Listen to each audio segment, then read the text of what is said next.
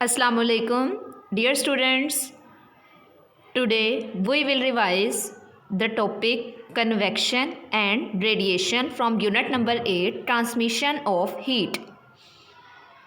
First of all, we will define the term convection. Flow of heat by the flow of particles medium from hotter to colder region. Hot reason से cold region की तरफ जब particles खुद भी move करते हैं, flow करते हैं, तो उसे हम कहते हैं कन्वेक्शन। और जो कल हमने टॉपिक रिवाइज़ किया था कंडक्शन का, उसमें हमने देखा था कि पार्टिकल्स अपनी जगह से नहीं हिलते, अपनी जगह नहीं छोड़ते। क्या करते हैं, वो सिर्फ अपनी थर्मल एनर्जी को शेयर करते हैं, ठीक है, साथ वाले पार्टिकल्स को दे देते हैं। लेकिन कन्वेक्शन की जब हम बात करेंगे तो कन्वेक्शन में जो मीडियम जो पार्टिकल्स हैं मीडियम के, वो ख़ुद भी क्या करेंगे, फ़्लो करेंगे। और देखा था हमने कि कंडक्शन जो है वो होती है सॉलिड्स में, तो जो हमारे पास कन्वेक्शन है वो किस में होगी, liquid and gases. We now that there are 3 states of matter, solid, liquid and gases. Solid में जो है वो कंडक्शन होती है, लिक्विड और गैसेस में जो है वो हीट फ्लो होती है through the process of convection. अब सबसे पहले हम यहाँ पे लिक्विड और गैसेस में पार्टिकल्स की जो अरेंजमेंट है उसे डिस्कस कर लेते हैं। Particles arrangement in liquid, liquid जिसकी एग्जांपल वाटर है, जूस है, टी है, ठीक है, लिक्विड चीज़ें जो हम इस्तेमाल करते हैं उसमें पार्टिकल्स किस तरह से अरेंज होते हैं। Particles can move with more freedom than in solids. अब हमने कल देखा था कि सॉलिड में पार्टिकल्स बिल्कुल साथ साथ प्रेजेंट थे, उनके दरमियान थोड़ी सी भी स्पेस नहीं थी। लेकिन जब हम लिक्विड की बात करते हैं तो लिक्विड में पार्टिकल्स जो हैं वो थोड़े थोड़े फासले पे मौजूद होते हैं, यानी सॉलिड की तरह बिल्कुल साथ साथ नहीं प्रेजेंट, टाइटली पैक्ड नहीं है, उनके दरमियान थोड़ी थोड़ी स्पेसेस होती हैं और वो सॉलिड की निस्बत ज़्यादा आज़ादी के साथ, ज़्यादा फ्रीडम के साथ मूव कर सकते हैं। अब यहाँ पे बात होगी पार्टिकल्स अरेंजमेंट इन गैसेस। गैसेस जो ऑल अराउंड अस, ठीक है, गैसेस हमारे इर्द गिर्द प्रेजेंट हैं। हम ऑक्सीजन गैस इनहेल करते हैं, कार्बन डाइऑक्साइड गैस एक्सहेल करते हैं, और एयर जो हमारे इर्द गिर्द प्रेजेंट है वो मिक्सचर है गैसेस का, ठीक है। अब उसमें जो पार्टिकल्स जो हैं वो किस तरह से अरेंज होते हैं, पार्टिकल्स आर टोटली फ्री, यानी उसमें पार्टिकल्स बहुत दूर दूर प्रेजेंट होते हैं। फॉर एग्जांपल 1 पार्टिकल अगर गैस का यहाँ है तो सेकंड पार्टिकल वो बहुत दूर है, दरमियान में डिस्टेंस होने की वजह से ये इजीली मूव कर सकते हैं। Have large spaces and can move randomly. अब उनके पार्टिकल्स के दरमियान स्पेसेस बहुत ज़्यादा हैं और वो रैंडमली मूव कर सकते हैं। नेक्स्ट है हमारे पास कन्वेक्शन की डायग्राम। अब इसमें हम देखेंगे कि hotter region to colder region जो है वो किस तरह से पार्टिकल्स मूव करते हैं। अब यहाँ हमारे पास ये हॉटर रीजन है और ये है हमारे पास कोल्डर रीजन, ठीक है। और जो हॉट रीजन है वहाँ पे प्रेशर बहुत कम होता है, जबकि कोल्ड रीजन में हाई प्रेशर है, ठीक है। तो यहाँ पे हमने राइट डाउन किया है area of low pressure and area of high pressure. अब यहाँ से जो मीडियम के पार्टिकल्स हैं वो खुद ब खुद मूव करेंगे from hot region to cold region, और इसे ही हम कहते हैं कन्वेक्शन, जिसमें पार्टिकल्स खुद ब खुद जो हैं वो मूव करते हैं। नेक्स्ट है हमारे पास रेडिएशन। रेडिएशन को सबसे पहले हम डिफ़ाइन करेंगे, mode of flow of heat through vacuum. अब वैक्यूम जो है वो किसे कहते हैं, अगर हमारे पास कोई भी मीडियम प्रेजेंट नहीं है, फॉर एग्ज़ाम्पल अगर हम बात करें सन और अर्थ की, तो दरमियान में हमारे पास बिल्कुल जो है वो एम्प्टी स्पेस है, ठीक है, यानी कोई मीडियम वहाँ पे प्रेजेंट नहीं है, ना ही वहाँ सॉलिड है, ना लिक्विड है और ना गैस है, ठीक है। तो वहाँ पे हमारे पास जो mode of flow of heat है वो क्या है, रेडिएशन है। रेडिएशन के ज़रिए जो सन की रेज़ हैं वो कहाँ तक आ रही हैं, हमारी अर्थ पे आ रही हैं, और उस एम्प्टी स्पेस को हम क्या कहते हैं, vacuum. With the help of electromagnetic waves, electromagnetic waves को भी हम अभी डिफाइन करेंगे, उससे पहले वैक्यूम की डेफिनेशन देख लेते हैं। The absence of any medium is called vacuum, यानी सॉलिड, लिक्विड, गैस कोई भी मीडियम प्रेजेंट नहीं है, एब्सेंट है, तो उसे हम कहते हैं वैक्यूम। कंडक्शन कन्वेक्शन जो है, कंडक्शन हमने देखा सॉलिड्स में होती है, कन्वेक्शन हमने देखा लिक्विड और गैसेस में होती है।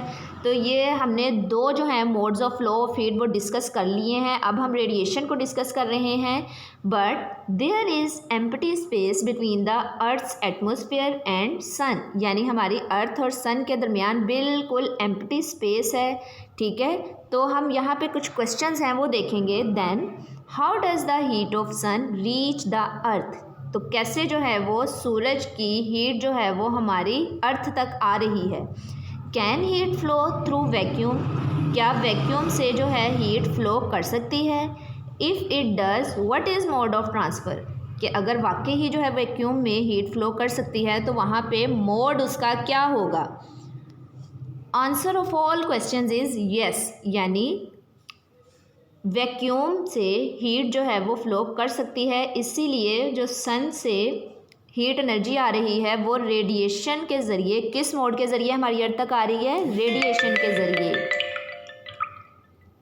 अब यहाँ हम देखेंगे कि रेडिएशंस जो है वो किसे कहते हैं। Waves which can carry energy in the form of light and heat, ऐसी वेव्स जो कि कैरी करती हैं एनर्जी को लाइट की शक्ल में, रोशनी की शक्ल में, हीट यानी हरारत की शक्ल में। तो उन रेडिएशंस को हम एक स्पेसिफिक नेम देते हैं और उसे हम कहते हैं इलेक्ट्रोमैग्नेटिक रेडिएशन।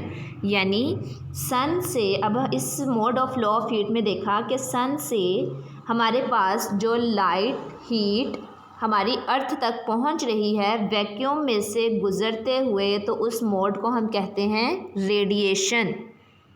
अब रेडिएशन में हमारे पास फर्दर टू टर्म्स हैं, एमिशन एंड एब्जॉर्प्शन। एमिशन का जो वर्ड है वो इमिट से निकला है, इमिट मतलब खारिज करना। एब्जॉर्प्शन का जो वर्ड है वो एब्जॉर्ब से निकला है, यानी जज़ब करना।